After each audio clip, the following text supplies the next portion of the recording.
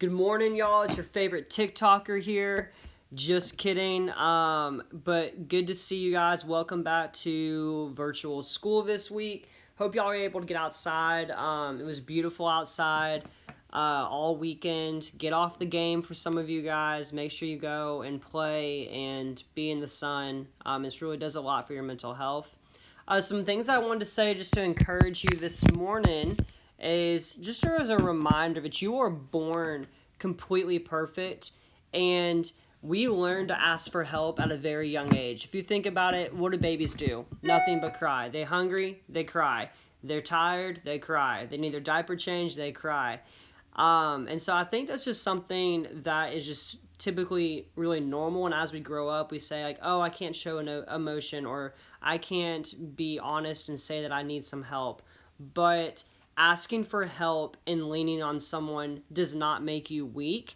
That does not make you look like you're a punk. Instead, it shows that you're willing to lean on people and lean on your community. And something that I always grind really, or hold really close to my heart is that vulnerability breeds strength and it breeds growth. And progress is not a continual straight line. Sometimes when you need help, you're going to take a couple steps back, and then you'll go forward and you'll go back again. So remember, it's not a continual progression of forward progress. But love you guys. Can't wait to see you guys in the Zoom meetings and also some one-on-one calls. And yeah, hope you enjoyed today's lesson. Alrighty, just some quick reminders. Tuesday, that is tomorrow at 11 a.m., second and third period, you're going to have your Zoom call. Wednesday at 11 a.m., fourth period, that will be your Zoom call. And Thursday, sixth period, that will be your time to shine. The Zoom call is going to be really interesting this week. The first 25, 30 minutes, we'll do some SEL. I'm going to give you something to think about and a challenge question that we're going to discuss. And in the final 15 minutes or however long you guys want to stay, I'm going to allow you to stick around, make fun of each other, talk, hang out, do whatever you want. But can't wait to see you guys. My goal is to talk or see every single student at least once a week. So if you don't come to the Zoom, I'll definitely be texting you or your parents just to check in to make sure you're doing okay. Alright, so my TikTok update, the update that everybody's been waiting for. Go ahead and roll your eyes. Still not viral. I'm only 5 days in, but I am researching the algorithm. And remember, this is what my background is in: public relations, marketing, brand awareness. And so I'm trying to just play with the platform to see, one, how long does it take for an account to go viral? But two, what certain things trigger a viral response. I figured out Instagram, figured out Twitter, I figured out Facebook in the past, so now kind of TikTok is my goal. So I'm doing okay. I have almost 700 views in a couple of videos, 501 and then 391 that I posted this weekend. So how can you help? If you want to help test my theories, you can and comment. So what TikTok does is they send out 150 viewers to your video, and if you have a 10% engagement rate, meaning you get a comment or a like, then it's going to push it out to another 500 people, and then so on. So you need a 10 to 15% engagement rate. Another thing that really helps content go viral is if you click that share button and share it to Instagram or text message, it's the arrow, then that will help drive traffic as well. So the next video I'm posting, you can see it's in my drafts right here. By far my best video. It will be posted today at 10:30, 11 o'clock. Let's see if it goes viral. Counting on you. Okay, so now we'll get a little bit more serious. Here is your bell ringer for today. Go ahead and click pause. Work it out in 3, and 2, and 1. Alright, welcome back. So I'm going to do the bell ringer real quick. It says find the distance between two pairs of points on the coordinate plane. So remember, when I taught this, you have to look for the coordinate that is the same. And I always put a box around it. So we have the 4 here, the 4 here. And then we just go from 8 to 0. And we know that it is 8 units away from one another. You can also draw a big coordinate plane if you want to. But that's a lot of work. And I'm always trying to find the easy way out. Here you got the -4 and the -4. 0 to 4.5 is 4.5 units. Basically, we're just finding the absolute value. And then we have 0 and then, 0 and then 0. -4 to 0 is their distance is 4 units. Remember, distance is always what? Positive. Yes, sir.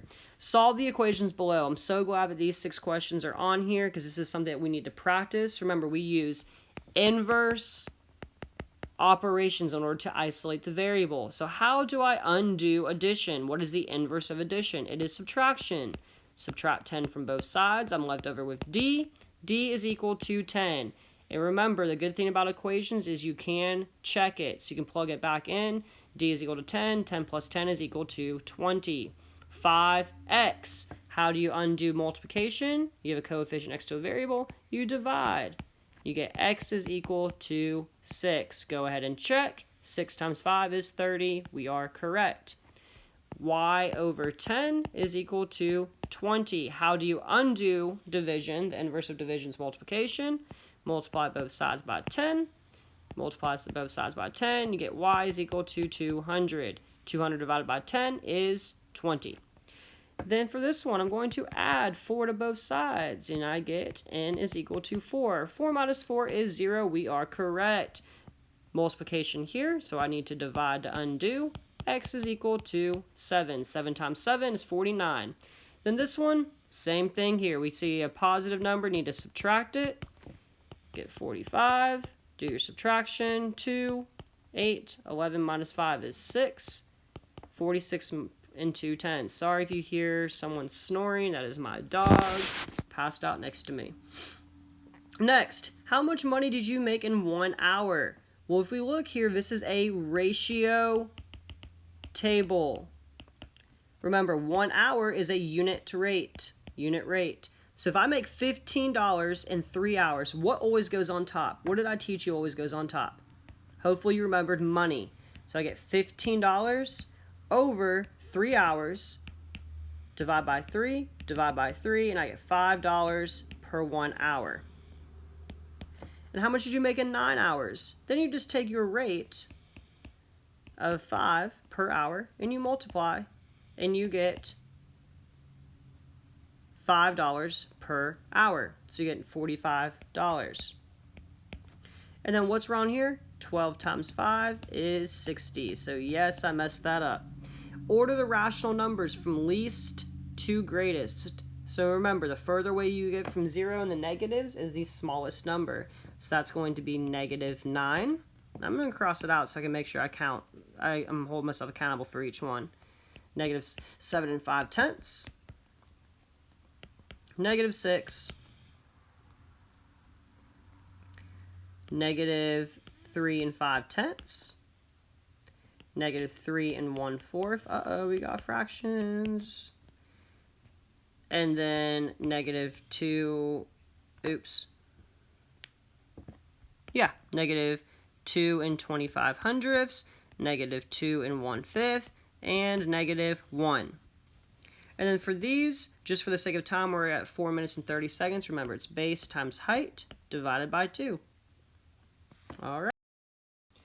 So I'm putting a second video in here so you guys can realize how important this new unit is. Not important because, it's a 6th grade standard and you have to know it for 7th grade, but in order for you to be a functioning teenager, adult, productive member of society, you have to be able to understand statistics and also how to analyze whether or not graphs are misleading you into hysteria or panic or trying to sway your mind towards a certain brand, and how companies, news networks, and mathematicians, anybody can try to sway your mind using the manipulation of data. So it's going to be a really, really cool, interesting lesson, at least in my mind. I hope you guys like it.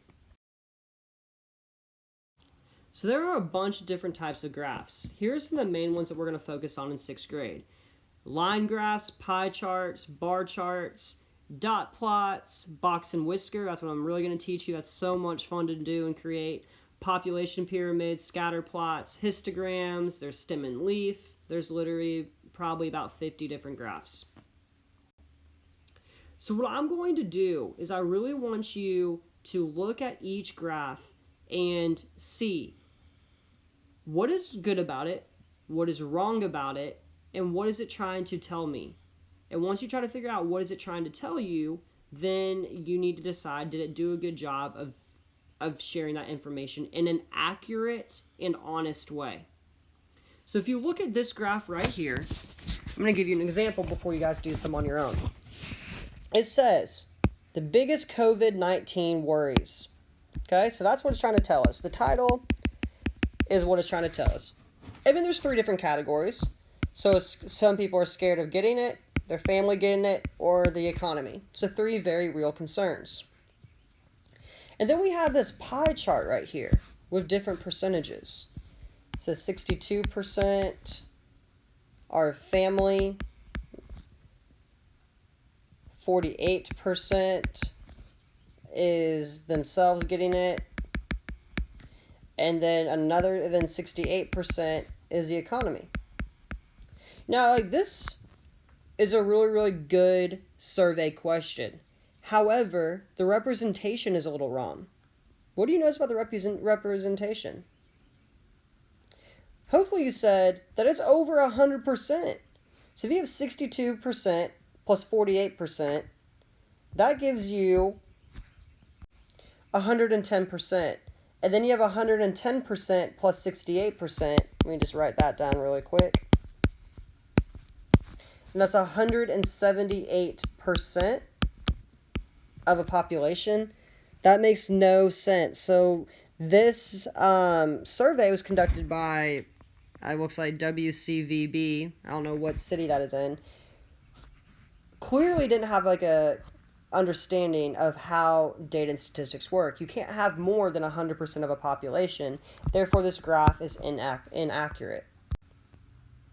Now, this one is by the New York Times. I'm trying to show you a bunch of different data and graphs from different news sources so you don't think, oh, it's just biased against certain different types of platforms. But every single company, every news network, even us, make the mistake because it's so easy to show.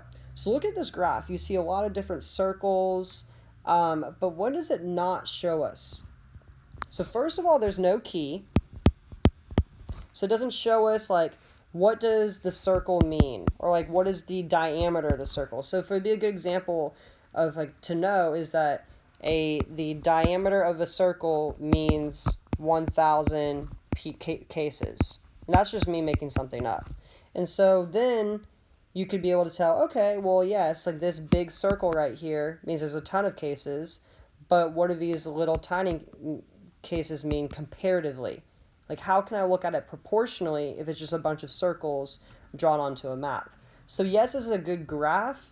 And the other issue is I want you to take a look at this chart right here. I'm going to zoom in. What do you notice it doesn't have?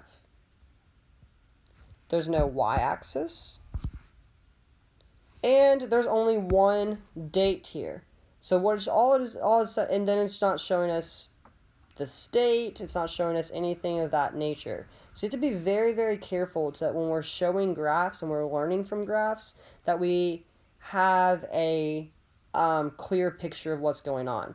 Because what this is showing is that literally we had nothing from until March 19th, and then on March 20th, all of a sudden 17 cases erupted, which is not true.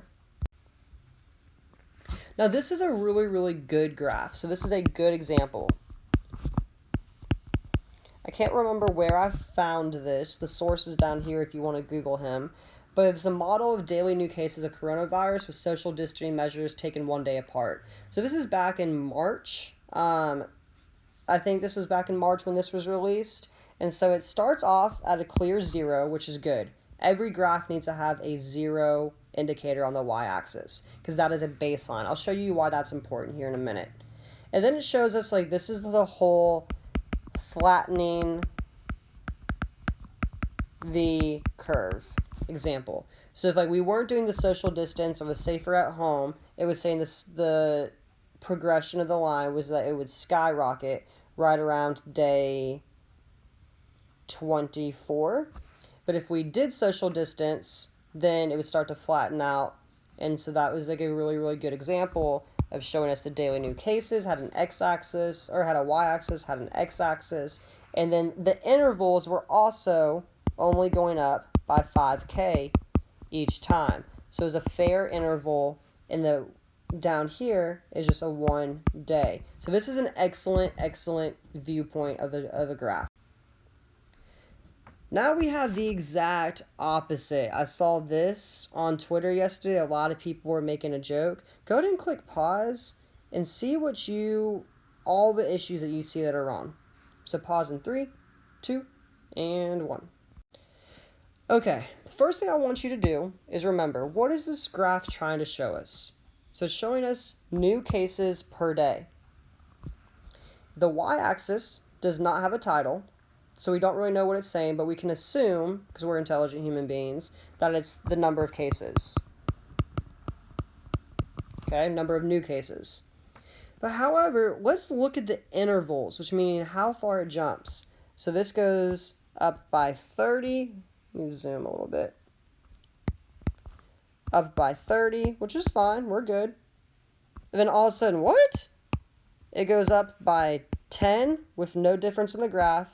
Then goes up by 30 here, 30 here, 30 here, then up by 40, then up by 10, then up by 50, then up by 50, and then up by 50. That is a huge, huge mistake, and it's a really, really easy way to mislead people, because if the intervals are different, then you can't truly tell what the graph is showing you. So for example, this 90 to 10, if I was at 90 yesterday and now I'm at 100 here, that's a massive jump. But if you did it by an interval of 30, it would actually be from here to like right here. And so that is not as big of an increase as it is down here. Another issue is the data point circles. So if you look, the data point is huge. It's a massive circle at 33, and that basically shows it right next to the 60 mark, which is right here, which that does not make sense at all, because clearly if the data points were correct, it would be 1 right here and then 1 right here on the following day. Okay, I'm going to clear the screen real quick, that way you can see more of what I want to talk about for another issue that is completely wrong about this graph. Does not have a baseline. You cannot start at any random number that you feel like on the bottom. You always need to show 0 and then show the progression of where it goes from 0. That's just a very, very important data and statistic. Also, with our x-axis, if you look here, there's different gaps in between different numbers. And so it's going to show, because there's different gaps, so this is the reason why it matters. Remember when we talked about rate? If you have a very, very small gap here, then the line is going to increase at a very high rate, at a high slope. But if you have a massive gap, it's going to show a smaller decrease or increase depending on which way the numbers of the cases go. So it's really, really important that you look at all these factors before you just go, oh my gosh, this line is going up a ton. It is going up, and it is something to take very, very seriously. However, this graph does not do a good job of showing us. Now this one is not a graph, but it's a table. This is actually from Mayor Cooper, and I actually tweeted about it and asked him, and I'm a big fan of his, but there's something that I really didn't like about down here. Click pause and see if you can figure out what's wrong.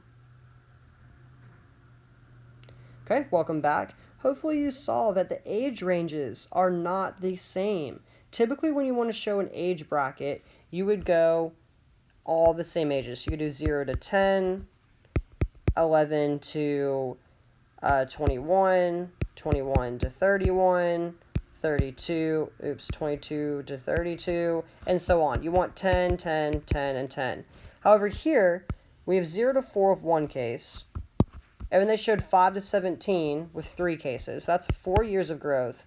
and then this is 12 years. And then all of a sudden he broke up this 18 to 49 range right here, which is 41 different ages here. So of course this number is going to be a lot higher than the rest of the cases. However, it would have been really, really important to know, is it more of the 18 to 28 range? Is it more of the 29 to 39 range? Like, who is this number right here? And it's really important to ask those type of questions to better understand who is having the impact.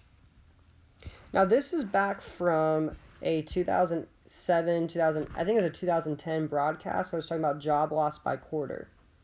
What do you think is the issue here?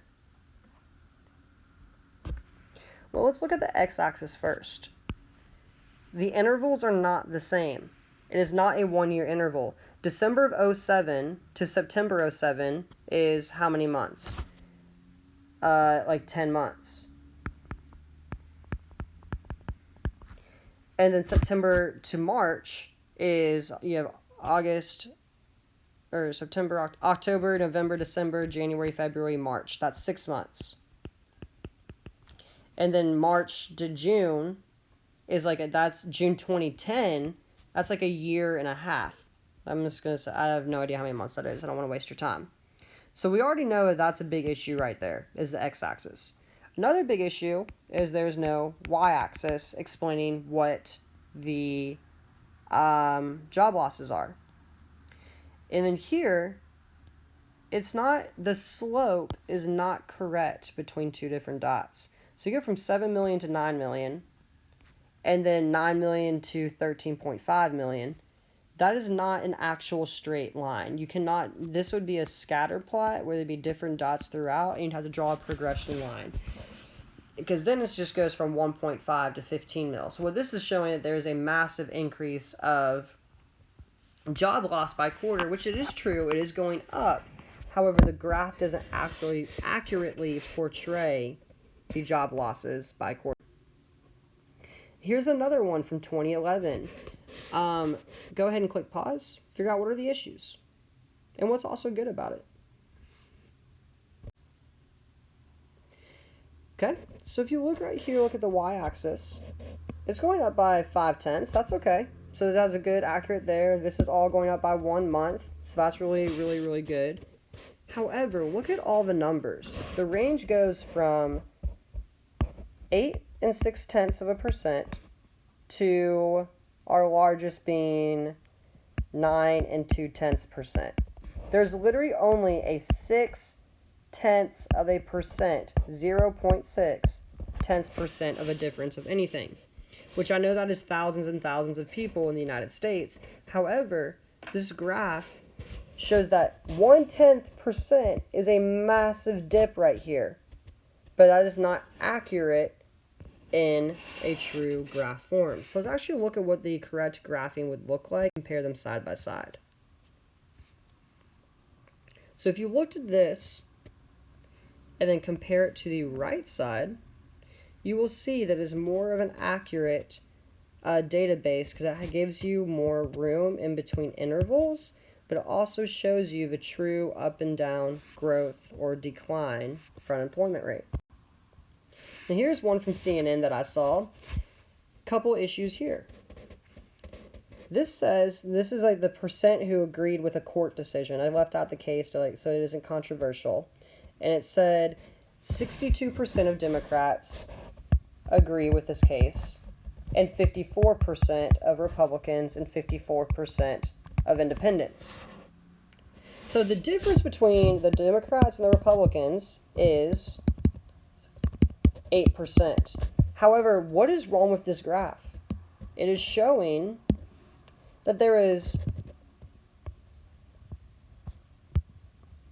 3 times as many Democrats who agree with the court, which that is not true. 3 times would be 108, 162%. So that this graph is not correct, because it's showing, yes, the intervals are good, yes, this down here is okay, but there's no baseline to show that it's truly not a 3 times multiplier of Democrats over Republicans. So there needs to be a baseline of 0 in order to truly compare data.